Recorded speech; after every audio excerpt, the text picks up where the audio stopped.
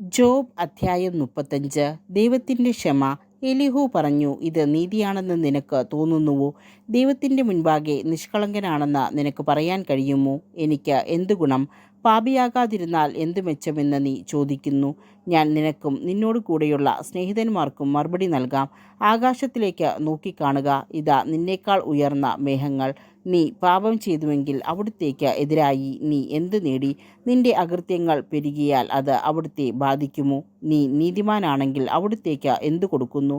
അല്ലെങ്കിൽ നിന്നിൽ നിന്ന് അവിടുന്ന് എന്ത് സ്വീകരിക്കുന്നു? നിന്റെ ദുഷ്ടത നിന്നെപ്പോലെ ഒരുവനെ സ്പർശിക്കുന്നു, നിന്റെ നീതിയും അങ്ങനെ തന്നെ. മർദ്ദനങ്ങളുടെ ആധിക്യം നിമിത്തം മനുഷ്യർ നിലവിളിക്കുന്നു. ശക്തരുടെ കരം നിമിത്തം അവർ സഹായത്തിനു വേണ്ടി മുറവിളി കൂട്ടുന്നു. എന്നാൽ രാത്രിയിൽ ആനന്ദഗീതങ്ങൾ പകരുന്നവനും മൃഗങ്ങളെക്കാൾ ബുദ്ധിയും ആകാശപ്പറവകളേക്കാൾ അറിവും നൽകുന്നവനുമായ എൻ്റെ സൃഷ്ടാവായ ദൈവം എവിടെയെന്ന് ആരും ചോദിക്കുന്നില്ല.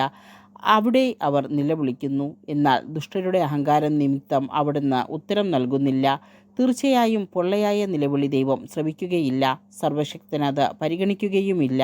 നീ അവിടുത്തെ കാണുന്നില്ലെന്നും നിന്റെ പരാതികൾ അവിടുത്തെ മുൻപിലാണെന്നും നീ അവിടുത്തെ കാത്തിരിക്കുകയാണെന്നും പറയുമ്പോൾ ആ പരിഗണന കുറവായിരിക്കും.